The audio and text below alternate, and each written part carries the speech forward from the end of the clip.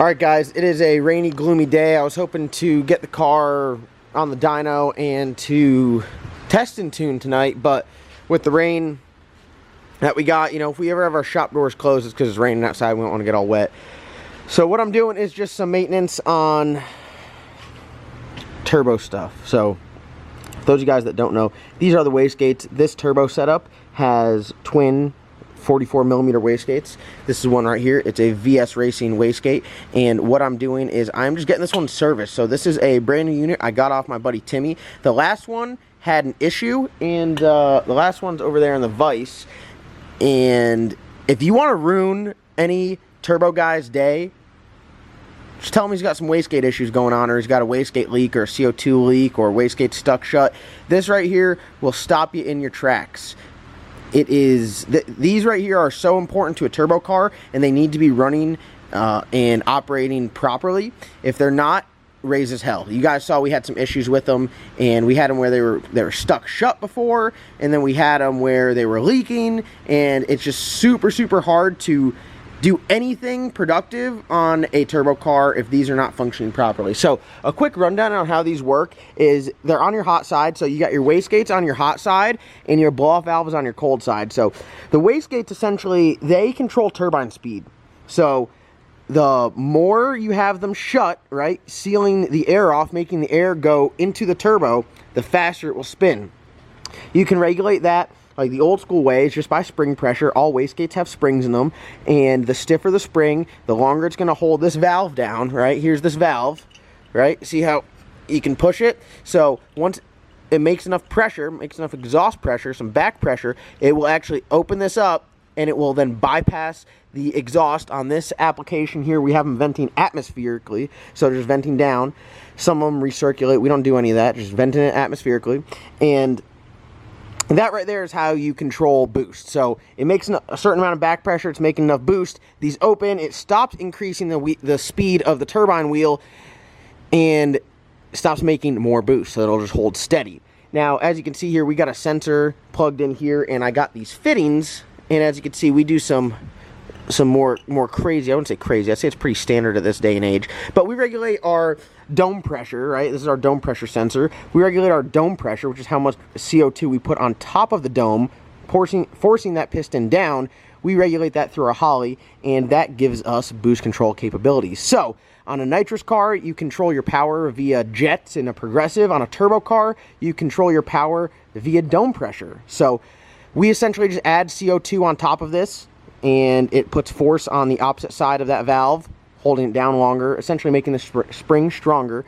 And you can create boost ramps and boost curves, or have boost safeties and have it cut off, and all this other fancy stuff you could do with this. So if you are having issues with your dome pressure sensor not reading right, or your wastegates are leaking CO2, it raises hell, because you're commanding something in the computer and it's not happening out here, meaning it's not controlling that thing right there. So any turbo guy having a bad day, if it's wastegate related or boost control related or CO2 related, it's just RIP. I mean, I send my condolences. So what I'm doing here is I'm hooking this bad boy back up. I'm going to stick this guy right there. I got to get another T, because I need to, oh no, I don't need to get a T. I just need to take that fitting and get that thing gone. And as you can see here, we have everything all looped in from the top and the bottom. They all tee into each other. So what we were having before is we were having an issue where this is a brand new one, but the other one was leaking CO2 from top to bottom. So from the top to the bottom side through here, and this is connected to your blow-off valve, which is connected to your intake manifold, because that's where it's getting its vacuum reference from. And it was literally putting CO2 into the intake manifold. Don't think the CO2 into the intake manifold had an issue, but it wasn't good, because it was making it very hard to regulate and get a true reading of how much dome pressure we had, because it kept bleeding out. So I got to put a T back in here. So we'll T this. This is our CO2 line. This is our feed line. So we're going to T it into here, and then we're going to loop it over to the next one. And then for our vacuum, it tees back. And then we should be good. Once we get this stuff on there, it should get on the chip way faster, because it did get on the chip very nicely with just one wastegate working and the other one going off spring pressure. But it's crazy on this application. If you are just on wastegate, it doesn't even get to the chip. I got the two-step set at like 4,300 RPMs. It gets to 4,000 and it runs out of steam because these springs open up and it can't make any more power. As soon as you put some dome pressure on there, like 5 pounds on the dome, it keeps these shut and it gets the chip instantly, and it sounds really good.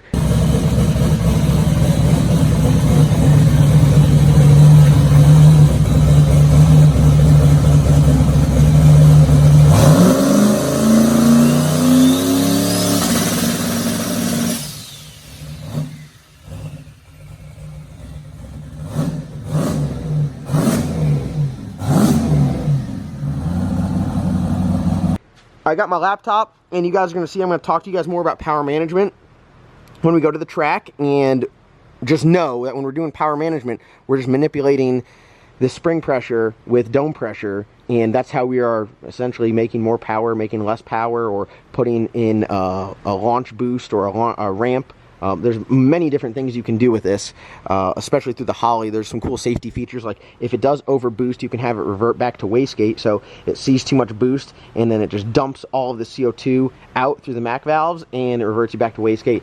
There's some safety features like that, but most of our race car stuff, I say race car stuff, we turn that off because we don't want it to dump CO2. But on this right here, on a street car, I'll probably do that, where if it tries to make 25, 30, if it tries to make 30 pounds, I'll have it revert back to wastegate.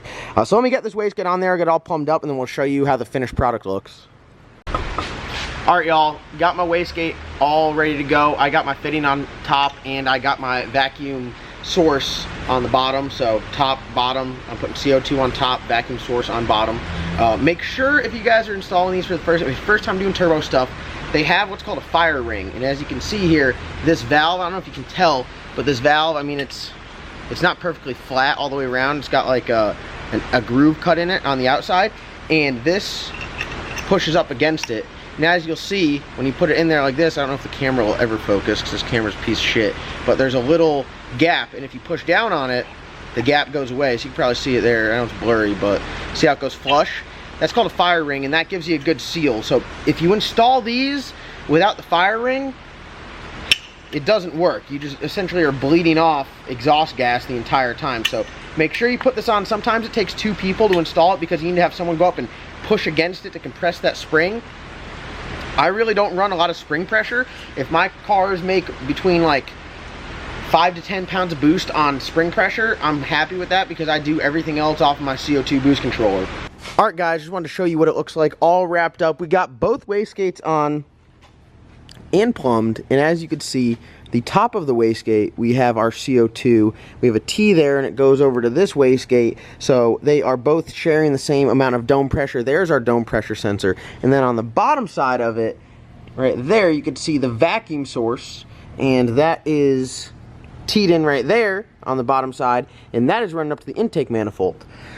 So we got everything all plumbed up good, and we should be ready to rock. So now we have 2 functioning wastegates. Before we had 0 at one point, then we had 1, now we have 2. So we have our best chance for success is right now. I'm excited.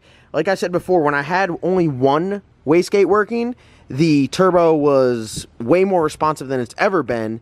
Now that we got all the wiring and everything all figured out, and now that I have 2, I expect it to be, you know, should be perfect, or as close to perfect as we can get. So this should make tuning a whole lot easier, especially going up in dome pressure, regulating launch boost, and controlling your boost ramp now that we have 2 functioning wastegates. So we should be ready to hit the dyno next. I got our bump steer kit on there, and I just got everything put into the rear end. Ben assembled and set up the rear end, and I just threw the gears back in there, put the pin in it. Now I gotta put the cover on it, put the brakes back on, and then just tighten up all of our bars. As you can see, inner roll bar is loose, shock mount's loose, lower control arm's loose. Get everything all tightened up, nut and bolt. I do have to space this out. I gotta space this up some because I think that it is, as you can see, hitting the drive shaft, so we don't want to be killing drive shafts. So we're going to go up with that, and then we should be good to go. And other than that, I think everything will be ready for the dyno and then ready to make some hits. I know that we talk about dome pressure a lot, especially when we're at the track talking about power management and tuning and everything like that. So hopefully you guys have a better understanding of what we're talking about when we're saying we're going to put 20 on the dome. We're solely just talking about our it's a value. It's not generally related to boost one-to-one, but where it is a value for dome pressure to increase that spring pressure to make that turbo work harder, to make a little more boost. So this stuff right here is, I mean, they're all related, whether you got a street car or a race car. When it gets down to a CO2 boost controller and the way they function, the way they operate, they are all identical. So whether you got your 500 horsepower hot rod at home or your 2,000 horsepower twin turbo race car or your 5,000 horsepower twin turbo Hemi, they're all relatable in that sense with how the dome pressure and boost control works. So hopefully you guys have a better understanding. If you have any questions, comment below, because I am interested to see the questions. I like having a good conversation in the comment section. So thank you guys so much for watching. Comment, like, subscribe. The next video, we're gonna have this thing on the ground. We're probably gonna mess with it here before we put it on the dyno, or it'll be a joint video where we're messing around with it on the ground, then we put it on the dyno, and that's the plan for today. So thank you guys so much for watching. Like always, comment, like, subscribe. Be sure to go over to lsnasty.com, go down there and check out our merch. We're going to be doing a motor giveaway with TCAM Performance, and be sure to go over to LSNat. Well, you don't have to go over to it. There's a link in the description below to take you to the LS Nasty YouTube channel. Go over there. Let's get that LS Nasty YouTube channel to 15,000 subscribers. I got a bunch of good videos of driving the Toter, twin turbo Mustangs, driving the Bad Apple on the street. I'll link that in the first link in the description below. So everyone can go and head over to the LS Nasty YouTube channel and check out what's going on over there.